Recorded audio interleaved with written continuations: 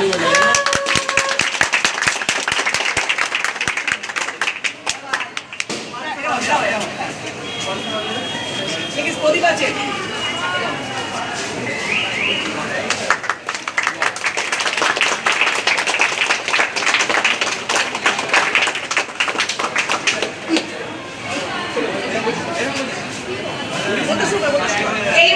আমাদের পত্রিকা প্রকাশিত হলো। সবাইকে একটা অনুরোধ জানাবো যে ধীরে ধীরে তোমরা 308 নম্বর রুমের দিকে যাও।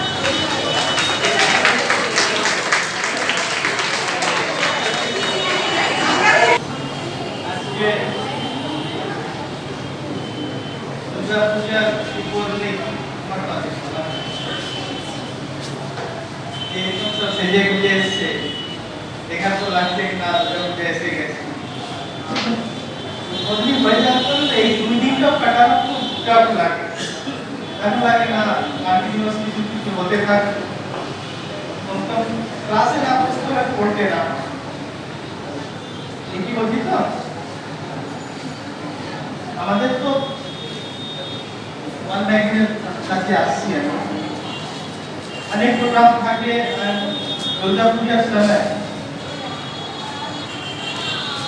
यदि আমরা একজন করি যে সব ডিপার্টমেন্টের সাথে কথা বলবো আর অন্য যে কালচারাল অ্যাক্টিভিটিজ আছে यदि এই समय एक सप्ताह আমি অনেক কলেজে দেখছি ওরা এই সপ্তাহ কালচারাল অ্যাক্টিভিটিসে কাটিয়ে দেয় আমরা যদি এক্সাম করি कि last week after Durga Puja Sanskrit विभाग लास्ट वीक যে 4 ডে আমরা কালচারাল অ্যাক্টিভিটিস দিয়ে পালন করি তাহলে ওটা দিকে শিখবো আর দিনটা ভালো যাবে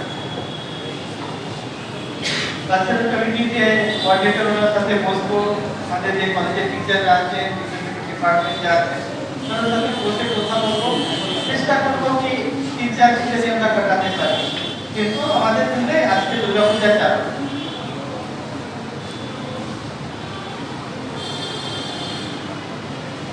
इतिहास विभाग सब कॉलेजेर अनुबंध যে বিভাগ আছে सब विभाग के बोले दिएছে कि पेपर चालू করেছে এবার তোমরা চালু করো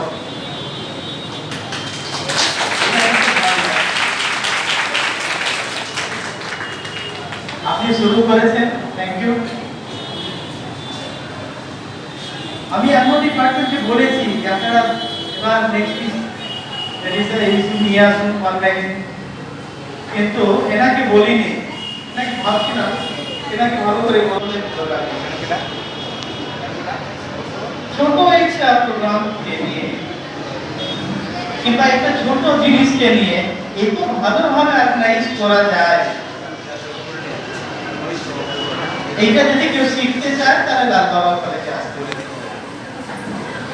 ওকেশন খুব বড় না কিন্তু organization of the occasion is very systematic and implemented এটা যদি কেউ শিখতে চায় তাহলে কলেজে আসতে হবে সব ডিপার্টমেন্ট করছে ইতিহাস বিভাগ আরো ভালো করে করছে দেখো ইতিহাস বিভাগ ভালো করে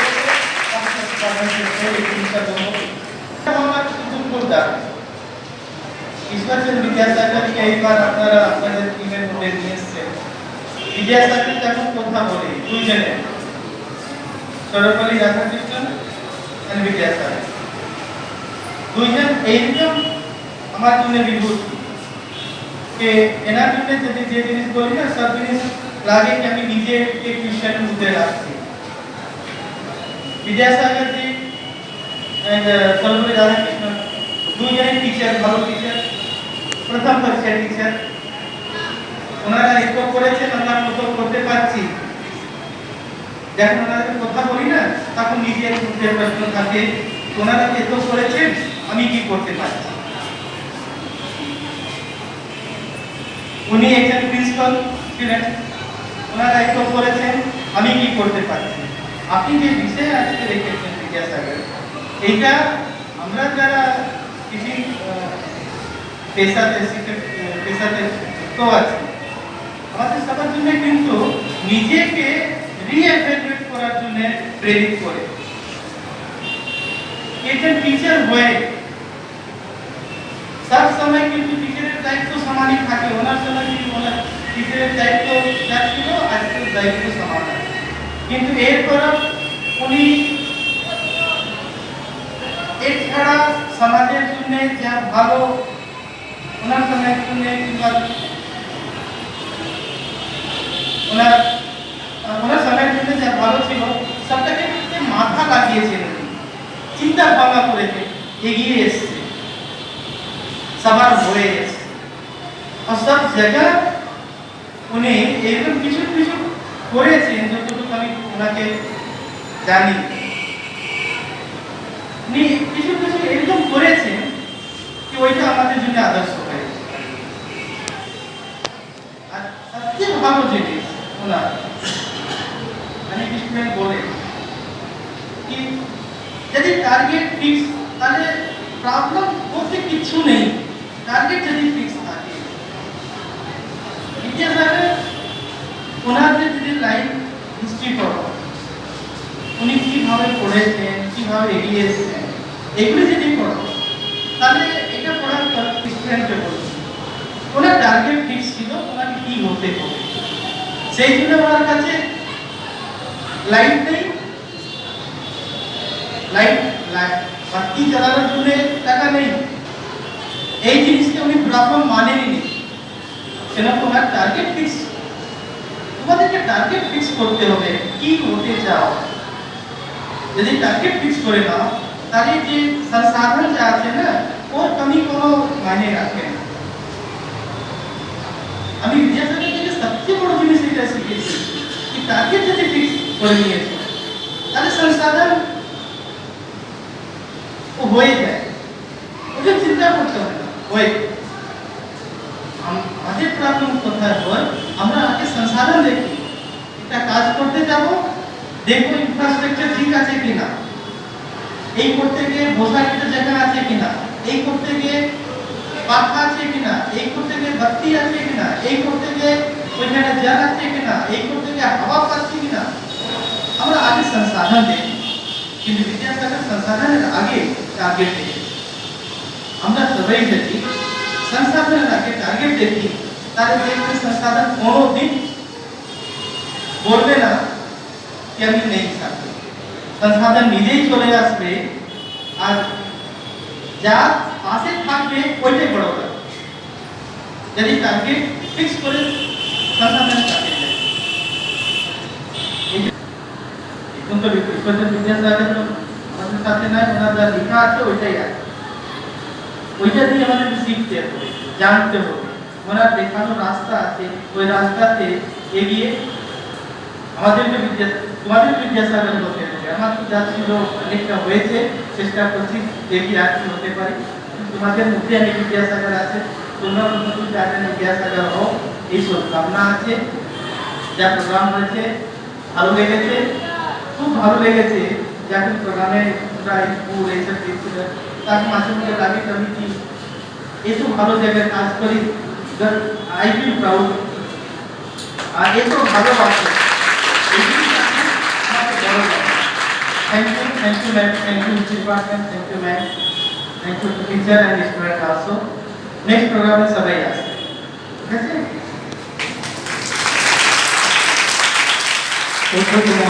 অসংখ্য শত ব্যস্ততার মধ্যেও যে উনি আমাদের সময় দিয়েছেন তার জন্য আমরা তার কাছে চিরকৃতজ্ঞ। আশা করি আমাদের বিভাগে পরবর্তী প্রত্যেকটি কাজে ওনার সহযোগিতা পাবো।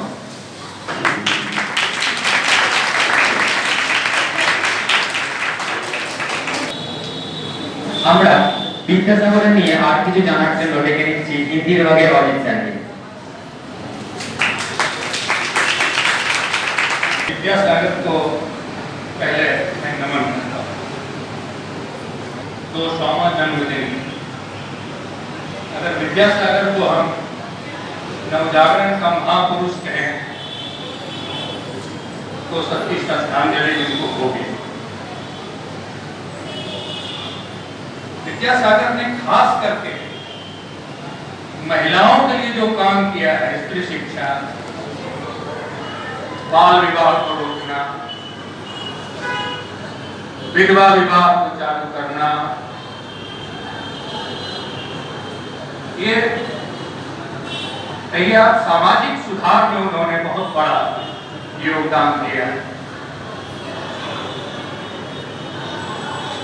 आप लोगों को शायद पता हो या ना हो, मैं और सारी बातें, यहाँ ज्यादा समय भी नहीं हो रहा बोलने का, मैं एक घटना के बारे में बताऊंगा आपको कि विद्यासागर हिंदी के बड़े कवि भारतेंदु हरिश्चंद्र के यहाँ बनारस बराबर जाते थे और भारतेंदु हरिश्चंद्र जबकि उनका जन्म हुआ था 1850 ईस्वी और वो 30 वर्ष तक 30-35 वर्ष तक वो जीवित रहे थे। फिर भी विद्यासागर को बड़ी श्रद्धा की नजर से वो देखते थे। इसका कारण था कि वैसे समय में भारत को समृद्ध और सुदृढ़ बनाने के लिए सामाजिक आंदोलन की बड़ी जरूरतें थी। आज भी सामाजिक आंदोलन की जरूरतें हैं। आज जो हम यहाँ खड़े हैं इस रूप में हैं, यह उन्हीं लोगों जैसे महापुरुषों की देन है। और एक बात तो मैं आपको बताऊं, इनके बारे में बहुत कुछ कहा जा सकता है और मैं भी बहुत बोल सकता हूं, वो समय शायद ये नहीं होगा। विद्यासागर जीवन के अंतिम दिनों में, उस समय बिहार था, बिहार के कर्मटाण एक स्टेशन है, विद्यासागर स्टेशन के नाम से जाना जाता है। जीवन के अंतिम 20-22 वर्षों तक वहां वो रहे थे। गरीबों की सेवा करना, रोगियों की सेवा करना, शिक्षा देना, छोटे छोटे बच्चों को, गरीबों के बच्चों को शिक्षा देना, ये उनका कार्य था। वो लोग वो घूमते रहते थे, जाते थे, गांव में जाते थे, आदिवासियों के बीच जाते थे। ये उनका जीवन था। बांग्ला के बारे में तो आपको पता ही है कि वर्ण परिचय तो उनसे ही शुरू होता है बच्चों का, आज भी शायद। बंगाली लोग बांग्ला सीखने के लिए अपने बच्चों को पहले वही वर्ण परिचय पढ़ाते हैं। ये बहुत गौरव की बात है हमारे लिए। अगर ऋषि अरविंद ने भी कहा था कि विद्यासागर एक ऋषि ही थे, सच माने तो ऋषि ही थे। और विवेकानंद ने, जैसा कि सिस्टर निवेदिता कहती हैं कि विवेकानंद जी ने सिस्टर निवेदिता से एक बार कहा था कि अगर मैं किसी को रामकृष्ण परमहंस के बाद मानता हूं तो वे विद्यासागर ही है। इतनी बड़ी उपाधि उन्होंने भी दी थी। खास करके आज विद्यासागर सिर्फ आपके बंगाल के नहीं, वे पूरे देश के महापुरुष के रूप में जाने जाते हैं। उनको हम लोग सब प्रणाम करें और उनके कार्यों को देखकर अपने जीवन में कुछ संदेश दें। धन्यवाद। স্যারকে অসংখ্য ধন্যবাদ তার এই মূল্যবান বক্তব্য আমাদের মধ্যে রাখার জন্য।